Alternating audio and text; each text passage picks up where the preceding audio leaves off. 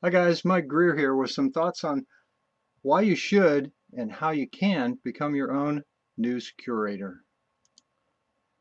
Ancient wisdom, as far back as Lao Tzu and many other philosophers, tells us that if you want to be depressed, spend time living in the past, rehashing things. If you want to be nervous and anxious, spend time living in the future, imagining scary futures. If you are at peace, there's a good chance you're living in the present. And in fact, the peaceful present is the goal for all of us. It's been put forth by modern self-help gurus, therapists, counselors, artists, musicians, life coaches everywhere.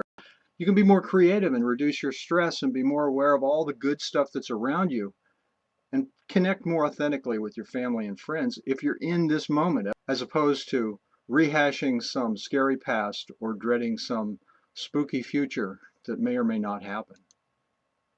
Some examples of what it means, what it feels like to be in the peaceful present.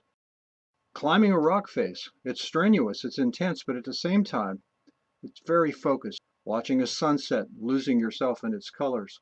Listening to your favorite music or painting a picture. Writing, creating, in fact, doing any kind of work you love. Riding your bike at a blistering speed through the woods. Like climbing a rock face, you're focused, you're not aware of past and future. Or just hanging out fishing. All of these are times when you're focused on the present moment and you find peace. But then you turn on the news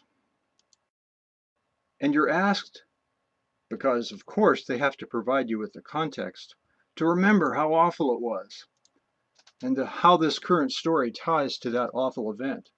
You're also asked to beware because, what's coming is horrible. What this latest news development is really scary. In fact, it leaves you wondering, how are you going to process this stuff? What can you do? So you maybe hang around after the news program and listen to the talk show talking heads arguing left versus right, Republican versus Democrat, progressive versus conservative. And on it goes. And each of them reaches into the past to buoy up their arguments and refreshes the past for you and postulates a scary, horrible future, all in the name of making their point. The question for us is this: is anything actionable, or are we simply staring at a train wreck, agonizing that sad past and dreading that scary future and basically disturbing our own peace? And in fact, you need to feel the power to click it off, to make the sad past and all their stock footage of that past go away, to eliminate that scary future, and to just be here, be now, in the peaceful present. But you say, wait a minute, what about there's specific kinds of news that I care about? What about information, new developments that will stimulate and challenge me?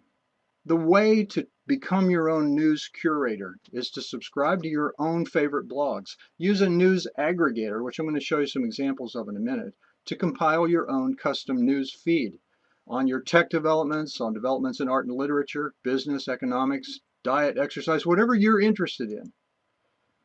Examples of news aggregators, I'm going to show you these examples. Feedly, which aggregates news publications of all sorts.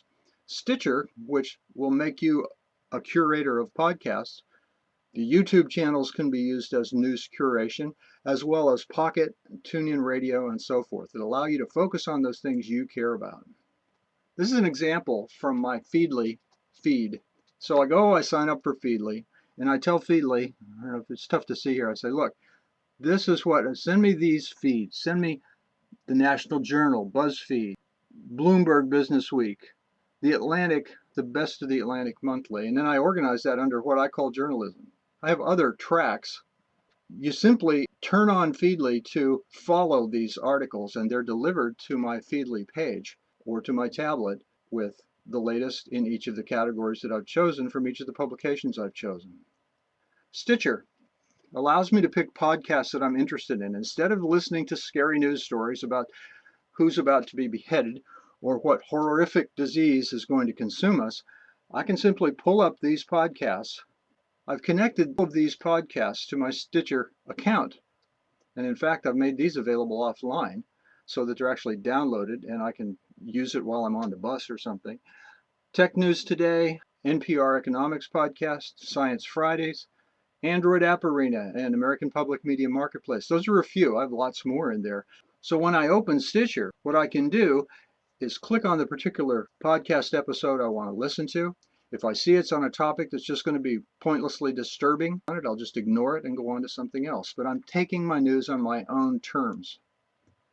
You can do the same thing with YouTube channels. You see here, there's a bunch of them. This is John Oliver's Last Week Tonight. The PBS NewsHour, you can watch the entire 1 hour show, or you can look at any one of the news segments. It's just a matter of waiting until the feed is posted, which is usually a few hours after the final news broadcast. So you can see Weather Channel, Prager University. This one in particular I really like, Nutrition Facts, because it gives me the latest developments in health and nutrition.